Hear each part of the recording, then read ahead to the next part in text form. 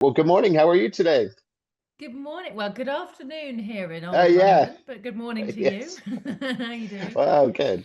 Doing wonderful. Thank you. We're so happy to have you on with us because this show is so fun. It's so crazy, and you must have had a great time making this, right? This was one of the best jobs I've ever done. I had the best summer of my life. It was such a rewarding experience. It was such a good group of people, and it was such an interesting character and piece to be a part of. But yeah, I honestly feel so proud of it. Yeah. And to think that some of these stories are true, or a lot of them, All right? of the story, it's all Ah, true. It's that's so crazy. mad. Yeah, I know. Did you know anything about the Mitfords before you'd watched it?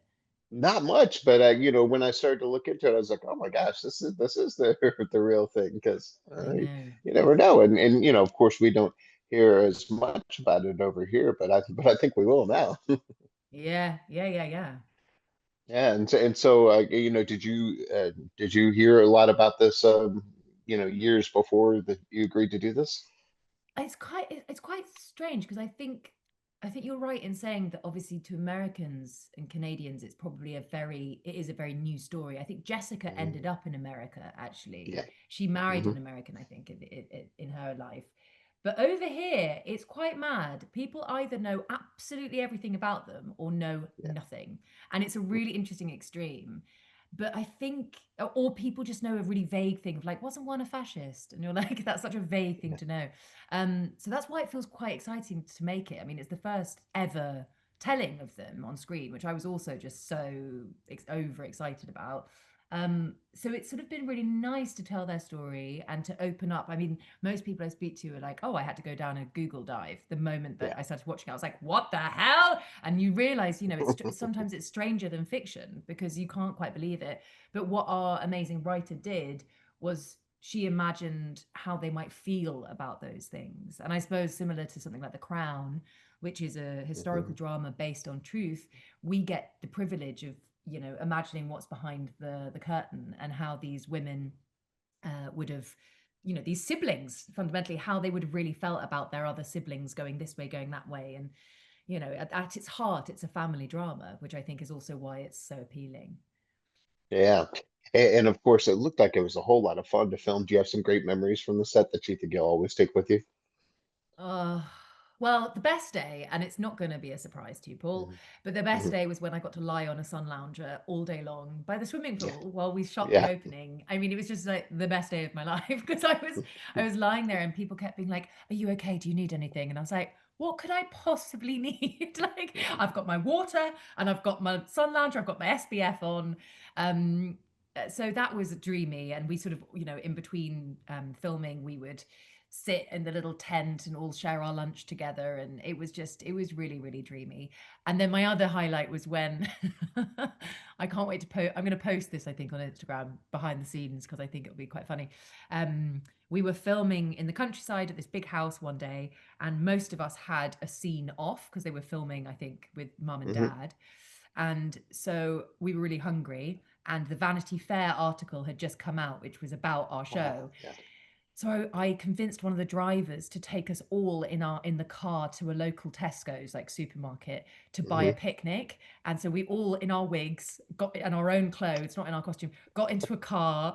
Like Diana's there, like Joanna with her blonde wig and her sunglasses on. And we all went to a local service station, a gas station, and bought like pineapple and Diet Coke and like lollies. And we all in the car read out a sentence each from the article and went round, getting overexcited. And we got back and we had a little picnic.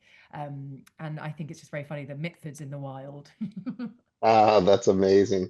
Well, and it looks like you have the most fun job ever, and people look up to that and they go, "See, that's what I want to do." So, what kind of advice do you give to the actors that are you're looking up to you, going, "All right, I want to do that."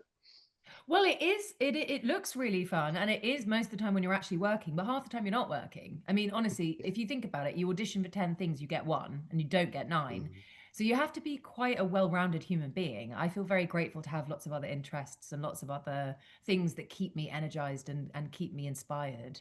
But you have to have a thick skin and you have to be able to take rejection because I suppose when people see the shiny final product, that is, Yeah. of course, very, oh yeah, but there are so many actors trying to work, and so it's a tough game. And if there's anything else I sometimes work on my old drama school's audition panel, and I sometimes say, or they, we all say in that room, if there's anything else you can do that. Like if there's anything Mm. else that you're like, oh, I do really kind of like this, do that, because acting, it's brilliant, but it's just it's such a tough game to get into. If you're lucky enough to get into it, I would say look after yourself, sleep well, eat well, surround yourself with grounded people so your head doesn't get too bloody big, because there's nothing worse than a big-headed actor. They're the most repellent things in the world. And go outside and walk in nature. Yeah. Well said. And so, my co-host is in American football, Drew Pearson. He's one of the greats, Ah. and he caught what's called the Hail Mary. It's just kind of the wild pass that, and of course, Hail Mary is another term too. And we talk about those Hail Mary moments, the moment in your life or career where you just kind of have to go for it, and it works out for you. And maybe this is one of them for you, right? Well, who knows? I mean, that's the thing, is that you never know what's going to hit and what's not going to hit. And I think something that someone told me once was, your last day of the job is your last day of filming. All of this is such a bonus. Like, I love talking about this project because I had such a great time on it, and I think it's a really great show. Um, but my last day was the last day in September, and so I think anything else that comes is a bonus. And I've learned the hard way for being in this industry for a while now, is the more that you like wait for a show to come out and like hope that it changes something, what are you actually really waiting for? And so I think the internal validation, that's always the thing to be working on, is being internally validated rather than anything externally doing it for you. Sorry to get so hippie on you, but that's my kind of Oh, I opinion on love it. it. Yeah. Yeah, well, and of course, part of that is the mindset too, right? When you go into this, and so we talk about that on the show. What do you keep in mind that kind of keeps you on the right path and keeps you kind of focused always? Tell the truth. When it comes to acting, Hmm. it's just telling the story and telling the truth. So I try never to think about what it's going to look like or what it's meant to look like or feel like. My Bible is my script, and I do a lot of prep, and then I let it all go, and I just learn the thoughts, and I just try to be as truthful as I can be in that situation, and the rest, especially in a period drama, like I have to remember that every other department, it's their job to make it 1931. I don't have to act Hmm. 1931. Yeah. I just have to be really truthful as a human being. The clothes, the location, all of that does that for you, and all I have to do is be truthful. So whenever I feel myself getting nervous or veering off that way, I just go, just tell the truth, just tell the truth, Hmm. and then it sort of starts to Yeah. calm down. Well, of course, this is meant for entertainment, but there's so much to get out of here, and I think there's a lot that people are going to talk about with this one. What are you hoping that they think about or discuss after seeing this? I suppose the sort of question at the heart of the show is, can you love a family member and despise their politics, right? And that's very relevant at the moment. And so I feel like what this show, hopefully the conversation it sparks, is how can I come towards someone who might have different views instead of slamming a door in their face? How can I learn to listen to them, still try to love them, and try to understand why they might be going X, Y, Z route? And I suppose that's what I would that's if I was watching the show, I think that's what I the conversation I would be having with my friends about it would be like, oh, interesting, how can I go towards that, the neighbor who might be going slightly west, and how can I learn why and see what they might need, rather than cancel and isolate, which I think none of us are good in isolation. We are a community, we are a village. So yeah. Hmm. Well, we could use a little bit of that in the U.S. right now too. So All hopefully people over, here all will get that out of over. it. Yeah, it's Yeah, true. Has hopefully. there been any feedback from anyone related to the family about this or any concern about it? From the Mitfords. Yeah. I don't know. That's a really good question. I actually have no idea. But there are still some people around. Actually, that was it. Yeah. James Purefoy, who plays Favre, our dad, Hmm. he's friends with Diana's great, oh God, Daphne. Daphne. I think she's her, I Mm. don't want to be misquoted, but I think she's her granddaughter or great granddaughter. I can't remember. But oh yes, darling, yes, yes. She gave James the approval. So Yeah, that was good. good. Okay, That was good. perfect. Yeah. Well, good. Well, after this, I can't wait to see what you got next for us. What do you have coming up that we need to know about? Well, I'm currently starring in a West End show with my real life mother.